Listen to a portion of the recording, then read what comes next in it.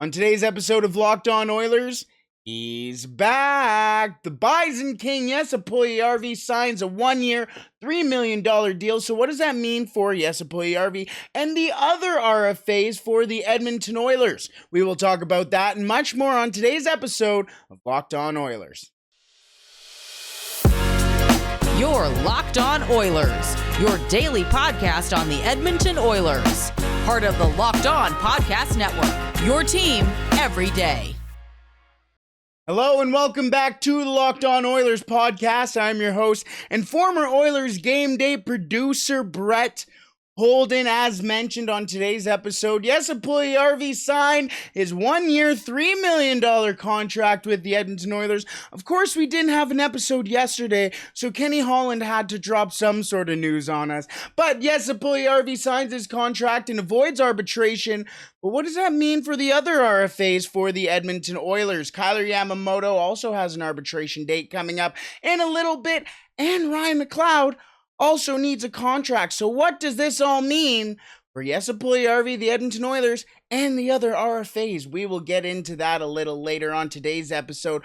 Plus, we bring back the ghost of Oilers past, and this one just won a championship with the Penticton Vs. There's your little teaser or guess or hint, I guess, for the final segment of today's episode of Locked On Oilers. Thank you so much for making Locked On Oilers your first listen every day. We are free and available wherever you find your podcasts. Alrighty, let's get into the Bison King as Jesse Puljujarvi signed a one-year, $3 million contract with the Edmonton Oilers, avoiding arbitration with the team, which is always nice when you get to basically skip out on those, you're not as good as you think meetings for any type of player, really, and an organization. But that does come at a little bit of a cost for the Edmonton Oilers and what kind of Jesse Puljujarvi as well, depending on what happens, as yes, it is a $3 million deal, and that means with the overages and the dead cap that the Edmonton Oilers have with Oscar Klefbom and Mike Smith's contract, they only have about $2.7 million in cap space now. They still have to sign Kailer Yamamoto and Ryan Mcleod. But what does this deal mean for the Edmonton Oilers and Jesse Puljujarvi? Well, let's be real. Let's go through the stats. Jesse Puljujarvi didn't have the season a lot of people expected, especially after a very hot start to his season. Came into Seattle into the Christmas break, unfortunately got COVID, and that was a difficult turnaround for him ever since then. Kind of had a difficult time finding his feet back in the club and in the lineup, so that really hindered Jesse Puljujarvi. And then as well, that was around the time that Evander Kane also stepped in, so his spot on the top line was basically gone. And that was kind of tough for the kid. He also had an injury, so it kind of hindered him. But in 65 games played, not a bad total for him there. 65 games played, 14 goals, 22 assists, good for 36 points. Then in the playoffs, it certainly tapered down. Only 2 goals for him in 16 games, 1 assist, 3 points during the playoffs. Now, Jesse Puljujarvi is a polarizing character in Edmonton within the Oilers organization, and you kind of get a pull of how people stand and people's basically view of the game when you take a look at Jesse Puljujarvi. But, I mean, numbers don't lie, and Jesse Puljujarvi was one of the Edmonton Oilers' top and most productive players throughout the entire season. I'm pulling out my favorite stats again, but you have to take a look at where Puljujarvi ends up in the goals for and goals against per 60 minutes. This past season, in all situations, Jesse Puljujarvi finished 6th on the Edmonton Oilers in goals for per 60 minutes with 4.18. The only players he was behind, let me know if you've ever heard of these guys, number 97, his name's Connor McDavid, don't 29, Leon Draisaitl. I don't know if you've ever heard of him either. Number 91, Evander Kane. He also was up there. He also plays for the Edmonton Oilers, if you don't know. Ryan Nugent-Hopkins. I think he was the first overall pick from 2012, if I'm not mistaken, or 2011. I was mistaken, actually. There you go. Yeah, also above Jesse Puljujarvi and Tyson Barrie, the Edmonton Oilers' most offensive defenseman. So, right around where Jesse Puljujarvi needs to be. He's not going to be producing more points than Connor McDavid or Leon Draisaitl. He needs to be that secondary scoring guy, and he was. I'm sorry to say, I know you take a look at 14 goals, and for some reason people scoff at 14 goals. They go, oh, he just wasn't offensive enough.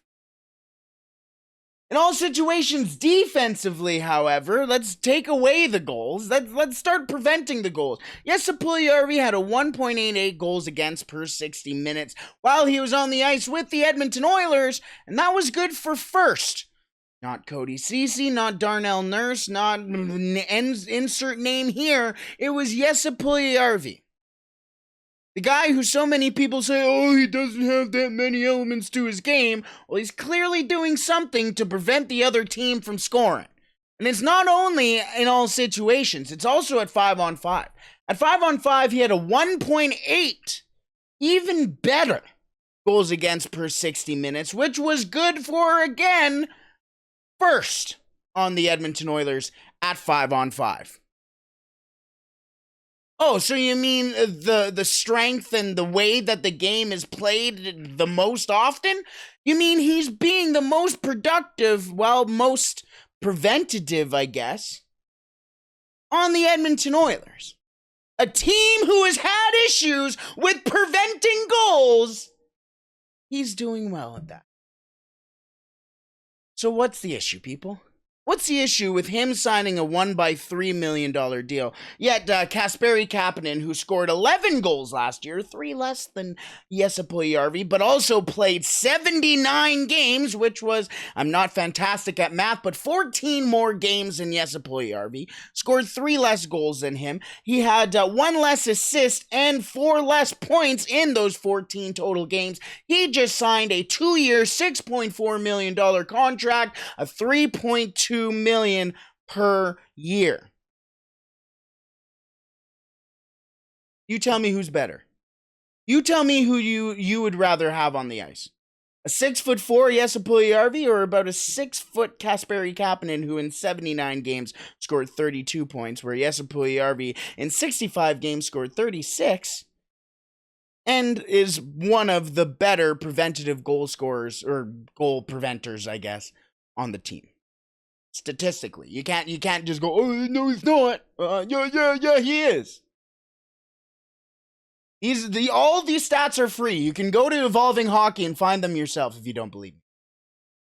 Also, you want to talk about goal scoring? Jesse Puljujarvi on the power play for the Edmonton Oilers had a goals for per 60 minutes, so the amount of times he was on the ice, or the amount of time he was on the ice.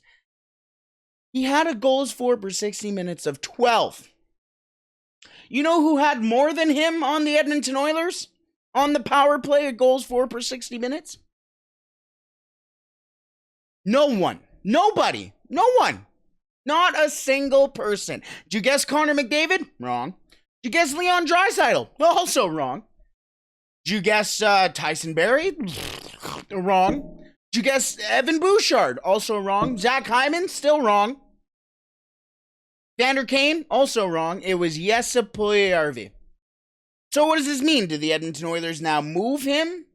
They only have $2.7 million in cap space now. That is also, weirdly enough, the same amount of cap space that Warren Foegele is taking up right now. Well, 2.75, excuse me.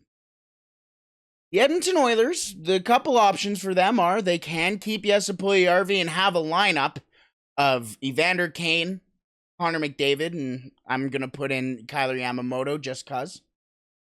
That's the scary thing, is that you can just fill in people in the top 6, and they're going to be just as good. Then the second line is Zach Hyman, Leon Draisaitl, and Ryan Nugent-Hopkins. Decent. The third line of Dylan Holloway, Ryan Mcleod, if they can get this deal done, And Jesse Puljujarvi, who had 14 goals, 22 assists, 36 points, which is a pretty productive third liner. And then on the fourth line, you can throw in, if you do trade Warren Foegele, so no more Warren Foegele, you have Matthias Janmark, Derek Ryan, and as well Devon Shore. Or the Edmonton Oilers can just go 11-7, dump Devon Shore, and then you can have basically that entire lineup out on the ice. Or the Edmonton Oilers can trade Jesse Puljujarvi for a guy they can slot in that bottom six. Or a guy maybe in a bigger package, maybe a Patrick Kane. I already can hear the people going, that's not going to happen. Saying. There are now options for the Edmonton Oilers. $3 million for a guy who scored 36 points in 65 games and is also a very productive defender as well in his own end. Pretty valuable and a pretty movable contract as well. And plus, you get to have a guy, if you don't trade him, who does bring those exact same qualities, and he's playing on your third line. I think, and most GMs, if not all GMs, would take that any day. Alrighty, so what does all of this mean for the Edmonton Oilers RFAs and the rest of the, basically organization? Because again, we mentioned, now with this deal, there's only $2.7 million to go around, and I think Kailer Yamamoto is going to make a little bit more than $2.7 million. So what happens? Where will they go? What will the contracts look like for the two RFAs of the Edmonton Oilers?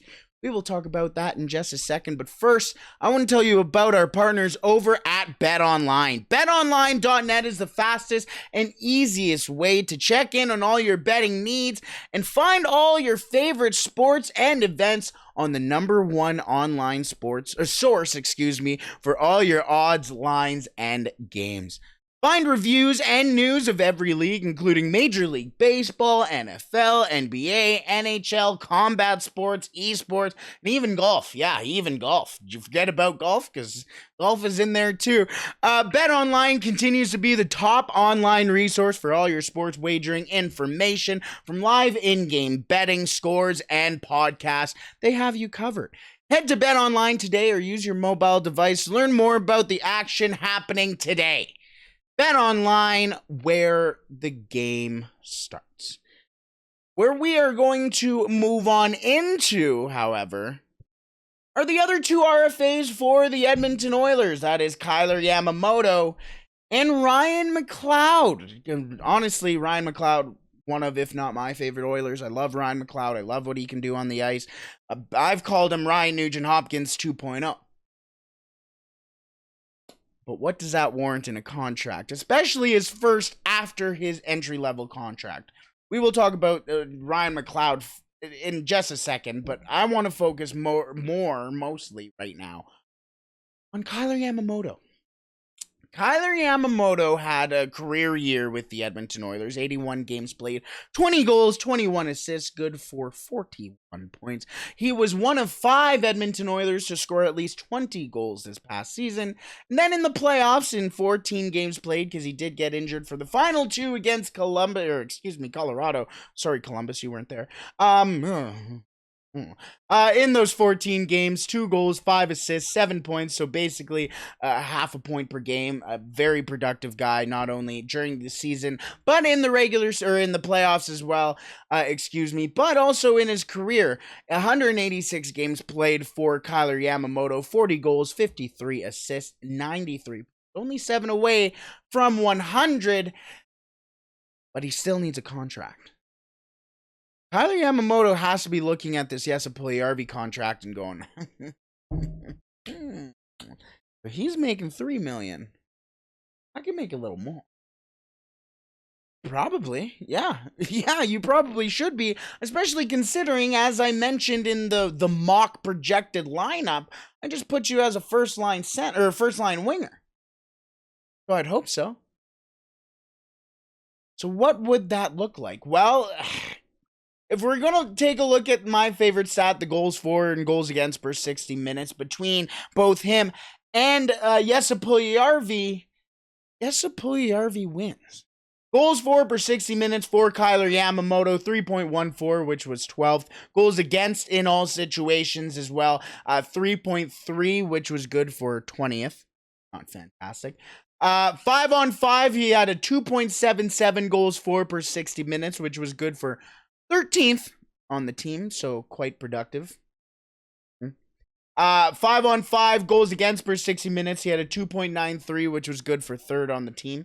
Or 23rd, excuse me. I misspoke. 23rd on the team at 5-on-5. So kind of a liability defensively for Kailer Yamamoto. And then on the penalty kill, because he does play on the penalty kill, that is something that does factor into the all situations thing, because he does play on the penalty kill, and when you're playing on the penalty kill, you're going to have a higher goals against per 60 than you normally would see. I mean, his goals against per 60 was a 6.74.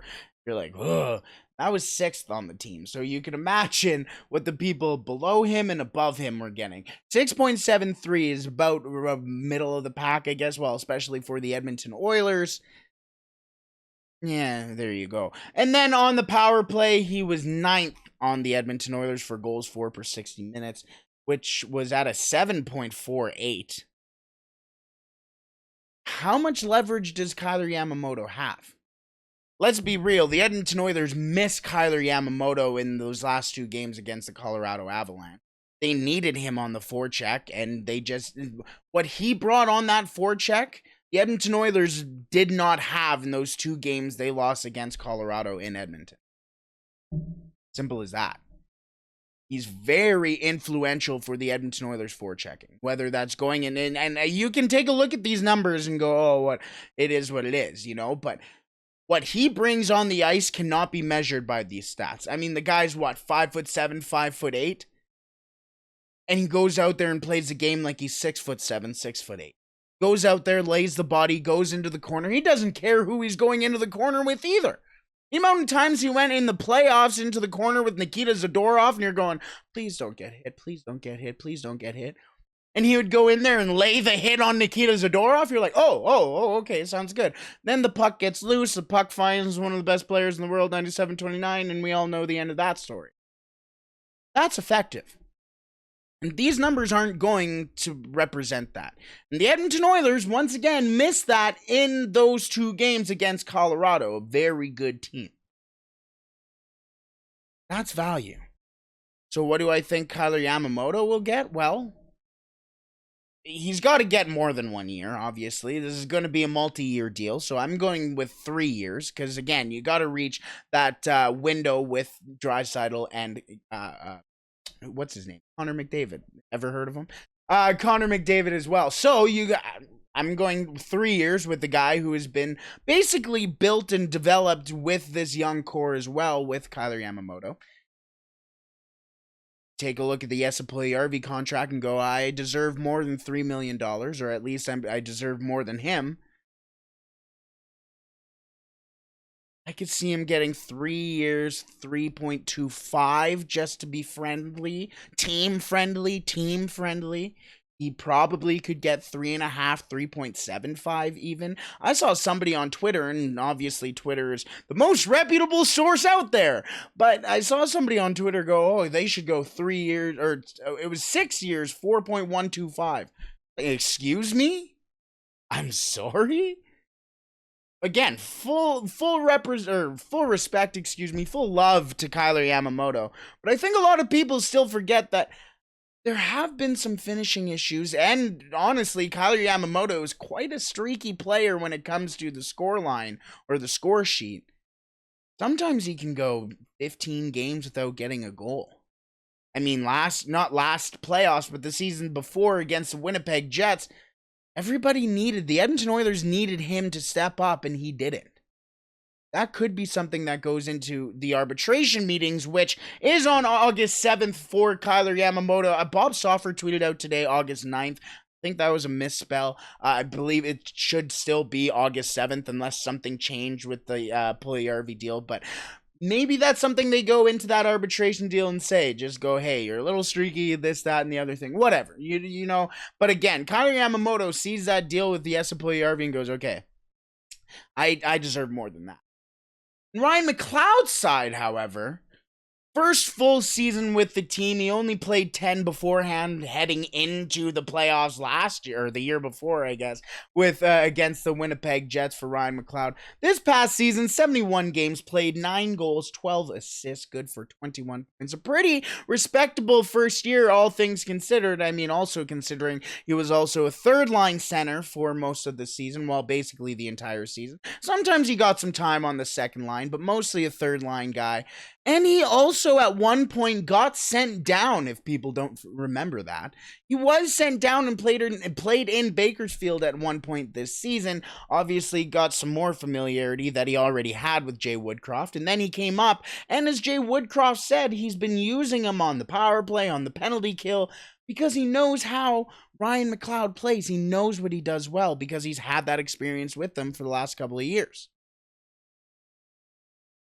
I'll take that confidence from a coach any day, especially if you're Ryan Mcleod. But you take a look at those numbers once again, the 9 goals, 12 assists in his first season, that can get better. Like I mentioned, I think he's basically Ryan Nugent-Hopkins 2.0 or Ryan Nugent-Hopkins light and can do a lot of the things in all situations the right way. But this is his first NHL contract and his basically the first contract that he will be making more than $1 million, most likely, in his career. And if any last season is any indication, he deserves that type of money. Going back to our favorite goals for and goals against stats, he was one of the best players defensively for the Edmonton Oilers. Goals against per 60 minutes in all situations for Ryan Mcleod, a 2.39, which was good for third on the team. In all at 5-on-5, Ryan Mcleod sat at a 2 even goals against per 60 minutes, which was good. He sat at a 2.18. I was looking at his goals for. His goals against at 5-on-5 was a 2.18, which was good for fourth on the Edmonton Oilers. And then on the penalty kill, he had a 5.28 goals against per 60 minutes, which was good for third. Kailer Yamamoto. Ryan Mcleod has a scoring touch as well. He's done it in juniors, he's done it a little bit in the AHL, and he's seen some success up here in the NHL as well. Ryan Mcleod can be an amazing player for the Edmonton Oilers. And if the Edmonton Oilers can get him at a decent price point for their championship window, a lot of teams around the league will be taking a look at the Ryan Mcleod contract going, I wish we could do something like that. I think the Edmonton Oilers, they're going to take a look, again, that championship window, take a look at Kailer Yamamoto. Kailer Yamamoto, and unfortunately for Warren Foegele as well, and Evan Bouchard, those four all have a very good relationship. Now, if Warren Foegele does get shipped off, and I don't think they want to because of that relationship that he has with that younger core, but if he does, that's going to make a lot of cap space, or some other deal for Kailer Yamamoto. And I could see the Edmonton Oilers taking a look at Kailer Yamamoto and Ryan Mcleod and going, oh, we want these guys together for the rest of their Edmonton Oilers contracts. So I think the Edmonton Oilers also take a dip at Ryan Mcleod for 3 years. He's going to make more than $1 million, and I think, unfortunately, he may have a little bit of leverage. I'm going with 3 years, $1.5 million per year, but I could see a 1.75. That's just me. That's what I think, or that's what is going on with the RFAs for the Edmonton Oilers. What do you think is going to happen? I know there's going to be a lot of people going, oh, it's a sign and trade. Oh, bleh. Let's hope it's not. Let's just enjoy this as it is, people. Jesse Puljujarvi, cross my eyes, hope to die, whatever, is still an Edmonton Oiler. I thought this entire offseason, as I had this over my shoulder, it was going to be like the death kiss or whatever it may be. The kiss of death. And, man, he's gone. It is what it is. But he signed his contract. He's still here. But let's move into the ghost of Oilers past, a guy who's not on the Edmonton Oilers anymore. But a guy, as mentioned, he did just win a championship with the Penticton V's. You must be wondering, how did he go from the Edmonton Oilers back into the BCHL? Well, he's a coach now.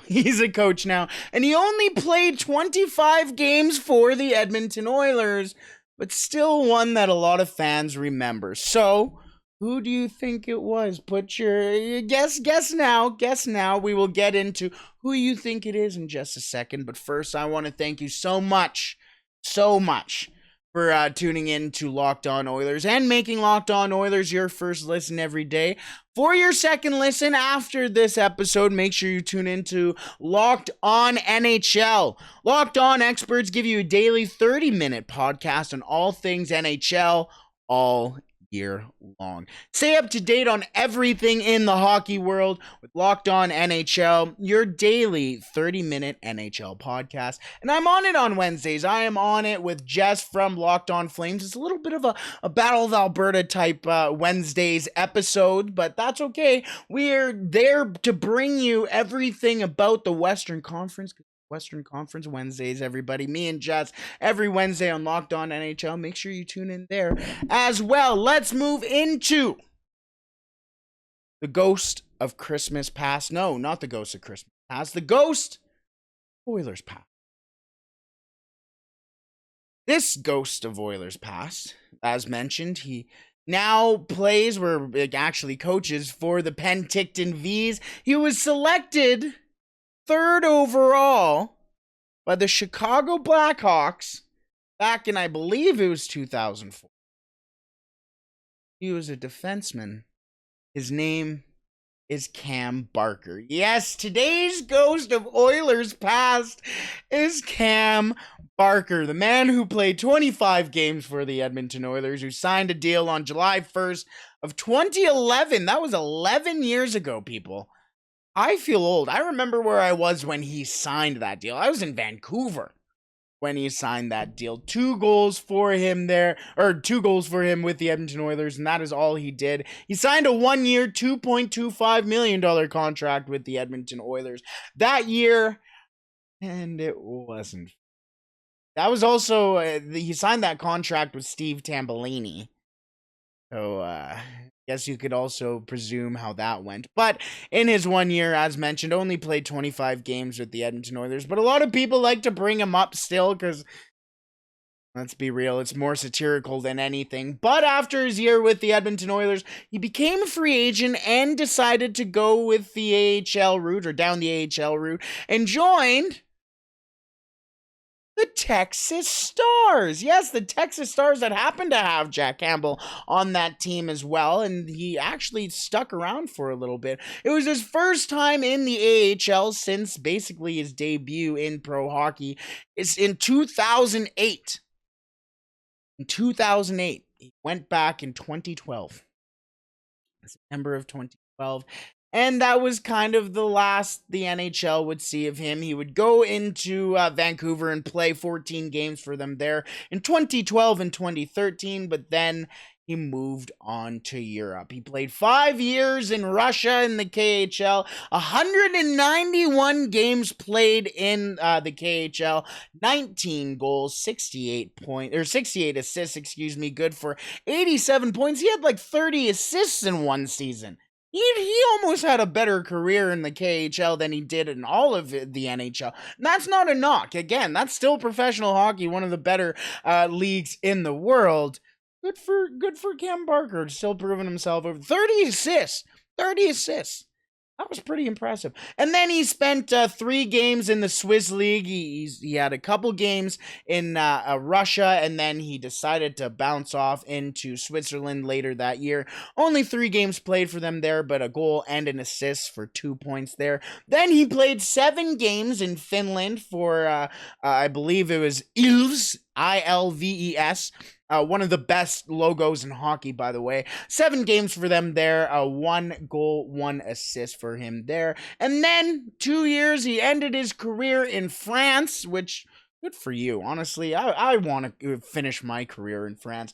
34 games played for him there over 2 years, 3 goals, 14 assists, good for 17 points. In his final year in professional hockey, he would go on to win the French championship with the Rouen. That sounded very German, not French at all. But he did win the championship there, and that was in 2021, excuse me. Then this past season for the BCHL, him and his Penticton Vs, as he is now an assistant coach for the Penticton Vs, one of the most elite top junior teams, I guess, clubs for in all of Canada. And he went on to coach there for the Penticton Vs, won the national title there this past year. Not bad, not a pretty respectable career. I almost said contract for him. He doesn't have an NHL contract, but he did have a career moving into the next part of his career as a coach. So all the best to Cam Barker. I know his time in Edmonton wasn't the greatest, but never forget you. Either way, we wish him all the best, and I wish you all the best, as we've gone a little long in the tooth on today's episode, but that's okay. We actually had stuff to talk about. Kenny Holland gave us a signing. We had Jesse Puljujarvi chat. We had Kailer Yamamoto chat. We even talked about Ryan Mcleod, and somehow Cam Barker got in there. How about that?